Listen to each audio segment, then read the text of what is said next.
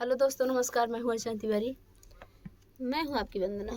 स्वागत करती हूँ उषा कुशवाहा के चैनल पे आप सभी का। और एक बहुत ही प्यारा सोहर गीत लेके आई हूँ। कैसे लगेगा कमेंट में जरूर बताना, बताइएगा। और दीदी के चैनल को ज़्यादा से ज़्यादा सपोर्ट कीजिएगा, अपना प्यार दुलार दीजिएगा। अंगने में बैठी है सासू त बहू से राज करई, बहू से राज करई हो।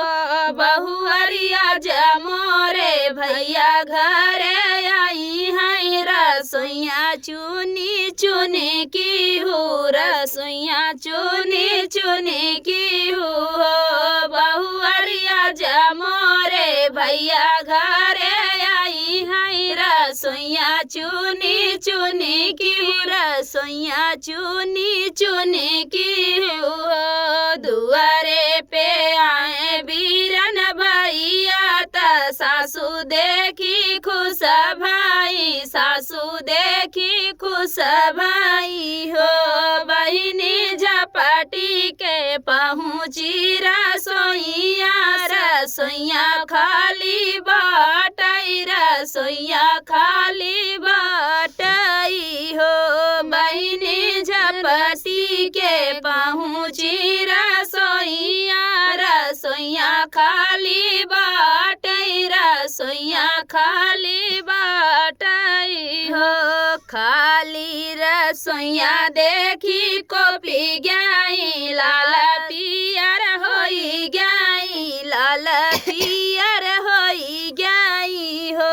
बहू अरिकवने कमैयावा के खातिर, रसोइया खाली बाटई, रसोइया खाली बाटई हो। बहू अरिकवने कमियावा के खातिर, रसोइया खाली बाटई, रसोइया खाली बाटई हो। काऊ कही हो मोरी सासू कहत चिढ़ला गई, सुन तरी सिला गई, सुन तरी सिला गई हो। सासू आजू के दुई दिन पहिले बीरना मोराया, रसोइया खाली की हूँ, रसोइया खाली की हो। सासू आजू के दुई दिन पहिले बीरना मोराया, रसोइया खाली की हूँ, रसोइया खाली की हो।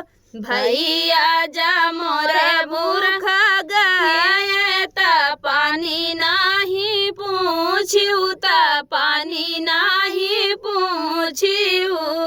सासू ऐसे तो हर भैया जाई है, तबई तू समझबियू, तबई तू समझबियू। सासू ऐसे तोरा भैया घन जाई है, तबई तू समझबियू, तबई तू समझबियू। तो फ्रेंड, ये सोहर गीत था। आप लोगों को कैसा लगा कमेंट बॉक्स में बताइएगा। फिर मिलते किसी नए गाने के साथ, तब तक के लिए बाय बाय दोस्तों।